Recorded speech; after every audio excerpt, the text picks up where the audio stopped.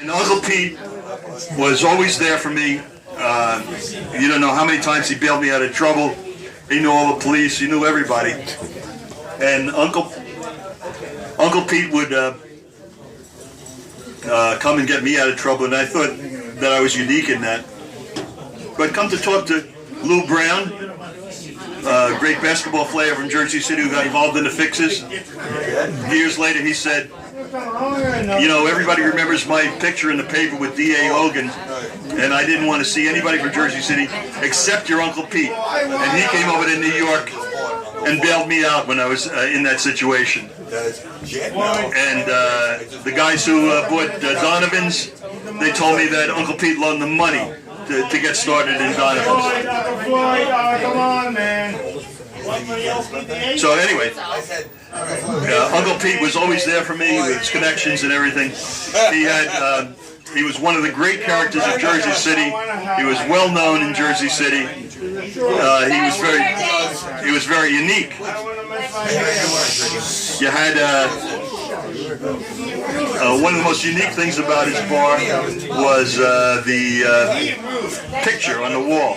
How many of you remember that picture on the wall with Uncle Pete and his family around the Pope? Now, how many bars in Jersey City had a picture like that? A guy came in one time and he ordered the pasta, and then he ordered ketchup, and he was going to put the ketchup on the pasta with the tomato sauce.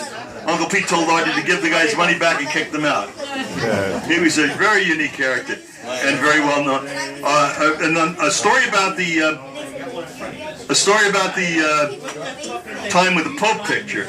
Uncle Pete's brother-in-law was Benny Militello, a priest, and he got Uncle Pete, when they were going to Rome, he got him a pass to see the Pope, but they had one pass. So they went to the square, and Uncle Pete was going to try and get the permission to bring the whole family up. So he told Joseph, stand in the middle of the square with the family, and he was going to go up to the Pope, and if he could get him to come out on the balcony, that was the signal that the family could all come up, and they would go inside and talk to the nuncio. So Joseph's standing in the square, the papal square, looking at the balcony, and he's standing for a while, and people start to think maybe there's going to be an audience. And he's looking up, and a crowd gathers, and he's still looking up. A huge crowd gathers in the square, and finally Uncle Pete and the Pope come out arm in arm, and they give Joseph the signal to come up, and a little Italian guy next to Joseph says, "Hey Sonny, who's the guy with the red hat next to Pete Ilvento?" Anyway,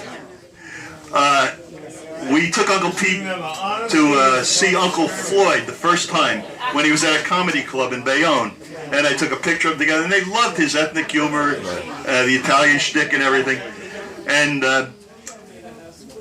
we started taking Uncle Pete to Uncle Floyd for his birthday because he was performing out in Patterson at Colucci's restaurant.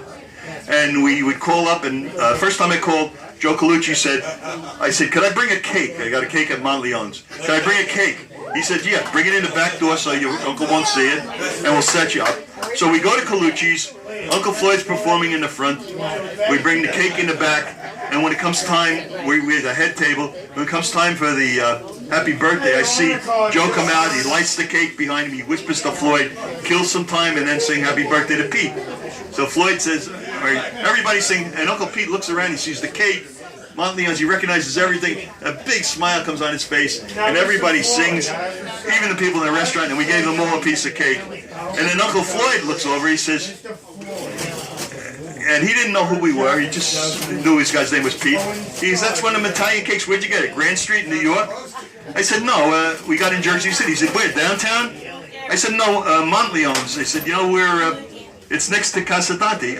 Uncle Floyd says, Casa Dante, I know that, I played there a couple of times. And I really liked that place, and I know where Montleone's is. But there was another restaurant I liked in Jersey City. Bill O'Day took me there. When he used to play when Uncle Floyd used to play at the Showboat on West Side Avenue. He said there was another one down next to the cemetery. He says, I think it was called Ilvento. I said, that's him. And they both thought I set it up, and they became good friends since then. And last year, Uncle Pete died about a year ago today. He was going to be 90 last year, and we had Uncle Floyd do Jackie Schaefer's 80th birthday, and we had contracted for Uncle Floyd to go to the assisted living place where Uncle Pete was and do a big show there for the older people. And we were going to do it during the day when everybody could come for his 90th birthday. Uncle Pete never made his 90th birthday. So Uncle Floyd and I got together and we agreed the best thing to do was tonight, we're putting Uncle Pete in our Hall of Fame, for Uncle Floyd to do his comedy tribute to Uncle Pete. And with that, I'll turn the... And that's chicken. Okay.